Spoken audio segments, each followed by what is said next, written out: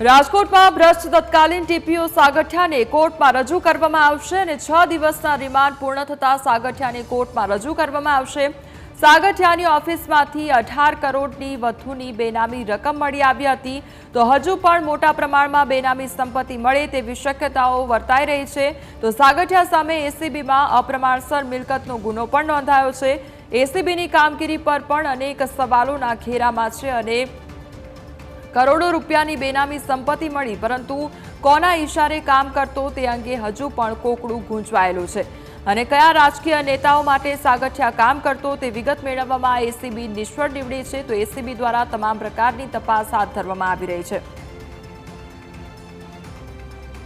તમારી સાથે હાલ સંવાદદાતા ઋષિ જોડાઈ ગયા છે। ઋષિ, આજે સાગઠિયાને કોર્ટમાં રજૂ કરવામાં આવશે, કયા પ્રકારની કાર્યવાહી કરવામાં આવી રહી છે, શું તપાસ ચાલી રહી છે?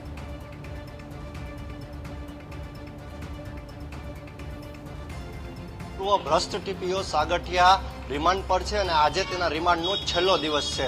અત્યાર સુધીની વાત કરવામાં આવે તો સાગઠિયા પાસેથી 18 કરોડથી વધુની બેનામી સંપત્તિ એસીબીએ કબજે કરી છે, પરંતુ સૌથી મોટો સવાલ એ સામે આવી રહ્યો છે કે સાગઠિયાનો આકા કોના ઈશારે આ ભ્રષ્ટ ટીપીઓ કામ કરી રહ્યો હતો, કારણ કે 9 વર્ષ સુધી કોર્પોરેશનમાં એક હતું તેને શાસન ચલાવ્યું, તેનું બેકગ્રાઉન્ડમાં કોણ હતું, કયો મોટો રાજકીય નેતા તેની સાથે સંકળાયેલો છે તે હજુ પણ આ કોકડું ગૂંચવાયું છે। હાલ તો આજે રિમાન્ડનો છેલ્લો દિવસ છે, તેના બેંક લોકર જે છે તે ખાલી જોવા મળ્યા છે।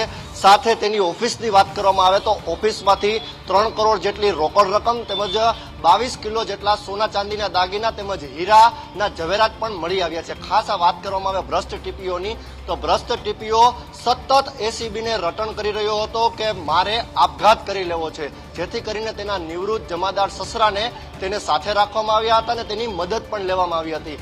હાલ આ સમગ્ર ઘટનાક્રમમાં અત્યારે 15 જેટલા આરોપીઓની ધરપકડ થઈ ચૂકી છે અને 10 જેટલા કોર્પોરેશનના જ અધિકારીઓને સસ્પેન્ડ કરી દેવામાં આવ્યા છે, પરંતુ હજુ પણ સાગઠિયાની બેનામી સંપત્તિ બહાર આવવાની શક્યતા છે। જે રીતે તેની પ્રોપર્ટીઓ સામે આવી છે તે તમામ પ્રોપર્ટીઓની કિંમત 150 થી 200 કરોડ થવા પામી છે, ત્યારે માત્ર 18 કરોડની જ હજુ સુધી બેનામી સંપત્તિ હાથ લાગી છે। હાલ તો અત્યારે ભ્રષ્ટ ટીપીઓ વિરુદ્ધ અત્યારે એસીબી ગાળીઓ રચી રહી છે, પરંતુ આવનારા દિવસોમાં હજુ પણ બેનામી સંપત્તિ હાથ લાગવાની શક્યતા છે।